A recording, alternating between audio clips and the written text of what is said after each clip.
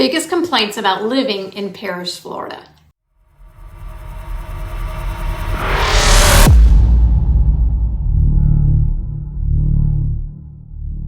As of July 2025, the most talked about subject in Parrish, Florida, zip code 34219, and the biggest complaints all center around the rapid pace of development and, of course, its impact on the community. And residents are actively discussing and sometimes hotly debating several controversial key issues. And if you happen to visit any of the local Facebook pages, well, you'll see that these active discussions have been going on for several years. Thanks for tuning in. I'm Catherine Newman. I'm a local real estate advisor in Manatee and Sarasota counties, and specifically in my hometown of Parrish, Florida. And although I do have many videos taking you on tours of many of our beautiful communities, and of course the homes in these counties, keeping you updated on the market stats and the pricing and the mortgage information, things to do around these counties and all things real estate related. I also take the time to inform you about the issues that our areas face. Well, because I think it's important that you see the good, the bad, and of course, the debatable ugly about living here in Parrish, Florida. So if you want to stay on top of the housing markets here, you want to know more about the prices, you want to know all of the new communities that are coming, what type of builders, floor plans, even the existing communities that we have. You want to know about the lifestyles and the amenities and of course the fees. And you want basically great information that's going to allow you to see what it's like to live here. Then please be sure to subscribe to this channel, where I'm always going to give you honest and hopefully useful information so that you can make an informed decision for yourself. And before I jump into this topic of biggest complaints in Parrish, Florida, I want to say that as I've been meeting with many of you, I meet with you weekly actually. I meet with people every week. I'm meeting with you from other states. Many of you are sharing with me that your area, wherever you are in this country, that you are experiencing many of the same exact issues with your own hometown. And I find that really interesting because, I think it's easy for us to think that the issues and all of the complaints that we might have here in Parrish and that we experience in our little hometown, easy to think that those things are uncommon to all of the other areas in other states. But the truth is, these kinds of problems that we're facing in Parrish are pretty common to many other states. So, what are the biggest complaints about Parrish, Florida? I'm going to let you know. Complaint number one, well, this is the biggie, the doozy, rapid development and community concerns.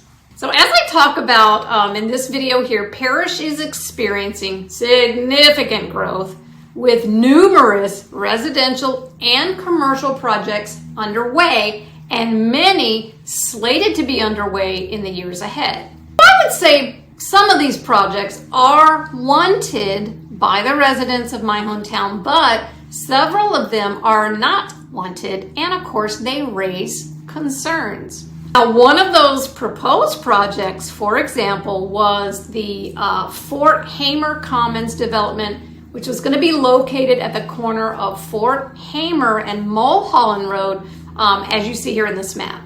Now, the goal with this project was to introduce nearly 500 residential units and 300,000 square feet of commercial space on only 55 acres. A sick human being came up with something like this. And understandably so, the concerns expressed by citizens included increased traffic, of course, congestion in an area that's already congested, safety for children that walk or take their bikes to the nearby elementary school, the potential for increased flooding, and the overdevelopment and crowding of a site that contains wetlands. Complaint number two, infrastructure strain, and environmental impact. And boy, do we have this as a big issue, right? The surge in construction has led to infrastructure challenges, particularly on roads like Fort Hamer and, of course, Moccasin Wallow Road. Many of our residents are calling for a moratorium on new developments so that the infrastructure can catch up, right? Like, why don't you put the roads in first before you start building all these thousands of houses? Additionally, there's growing concern over environmental issues. Give you an example, the dust from construction sites that are affecting the air quality. So like this was like the Dust Bowl from back in the day. People couldn't see through it, and not only were people out in that area affected when they were breathing the dust and the sand and all of that debris into their lungs, farm animals were also affected.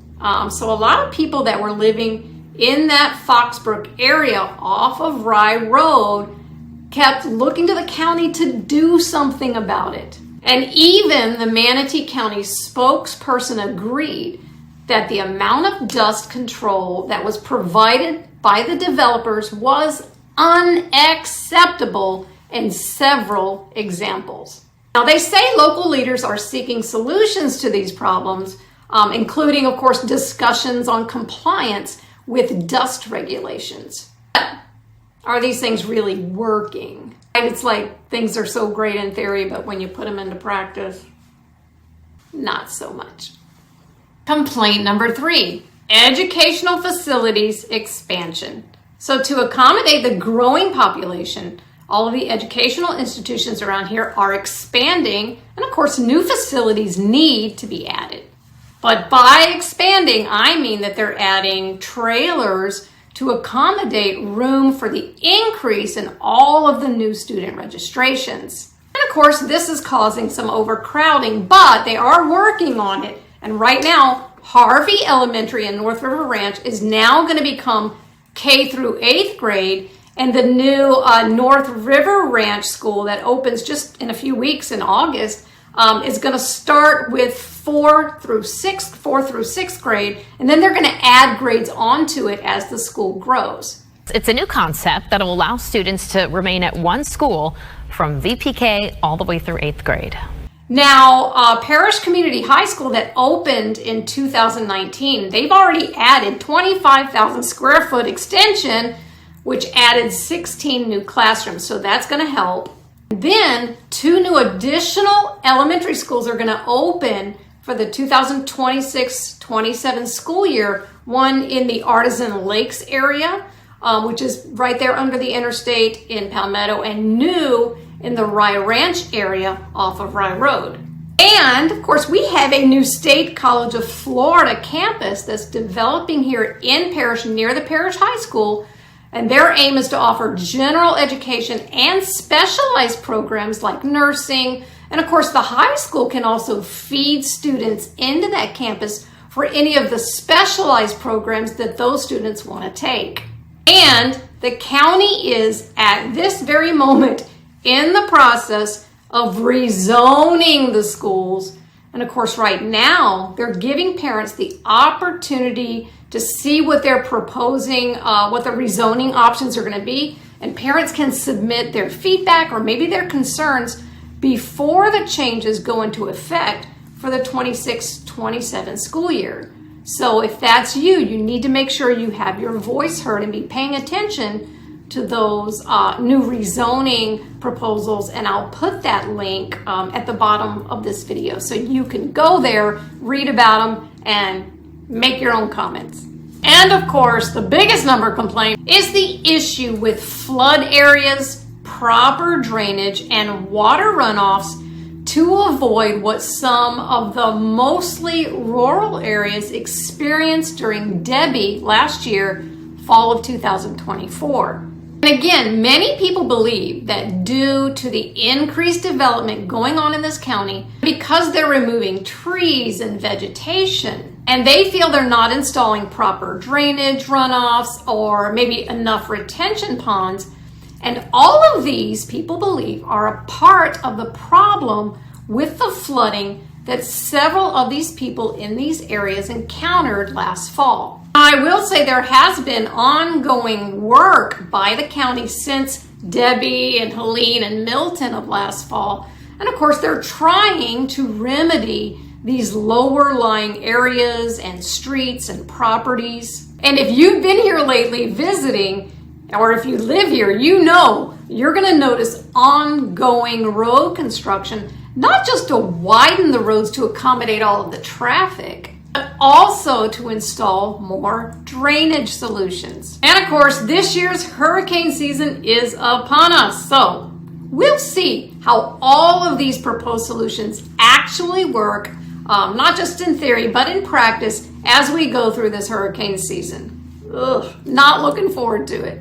Now, I want you to remember, most communities, like the one I live in here in Parrish, Florida, many of them have been elevated above flood zones, and we did not experience flooding at all. If you're curious about what really did happen during Debbie, and you want to know more about it, please be sure to watch this video here that I made last year about Debbie, and you can see the videos and the pictures of what it really did affect.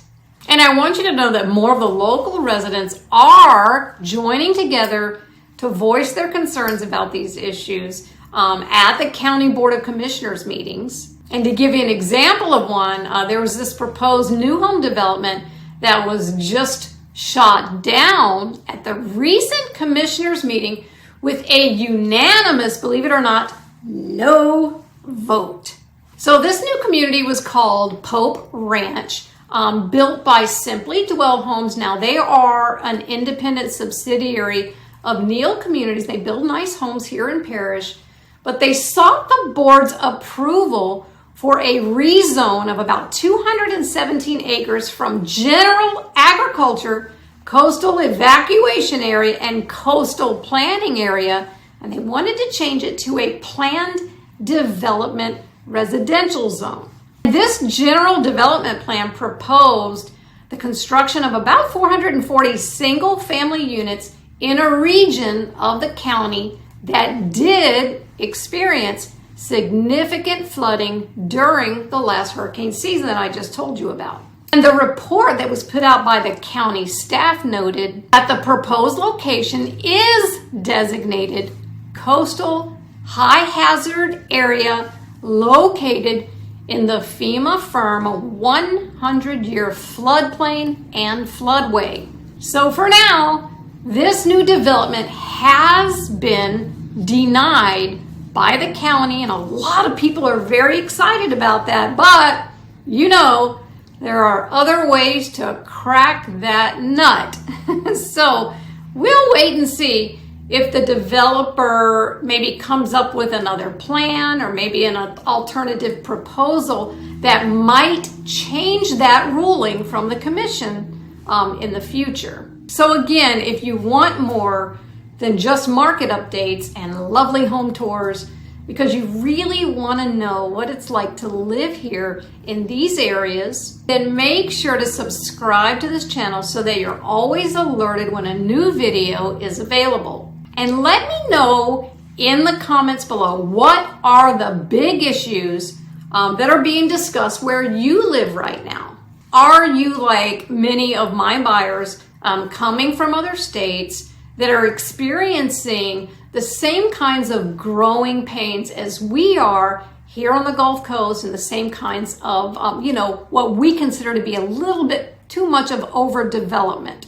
I'd love to hear from you, so please leave those comments below. Of course, if I can answer any questions for you about this topic or any other topics about our great communities here in Manatee, in Sarasota, all of the beach communities here, please don't hesitate to reach out. I'd really be honored to chat with you about what you're thinking and any questions you have about what it's like to live here in Manatee or Sarasota County. I'm Catherine Newman. Thanks for tuning in. See you next time.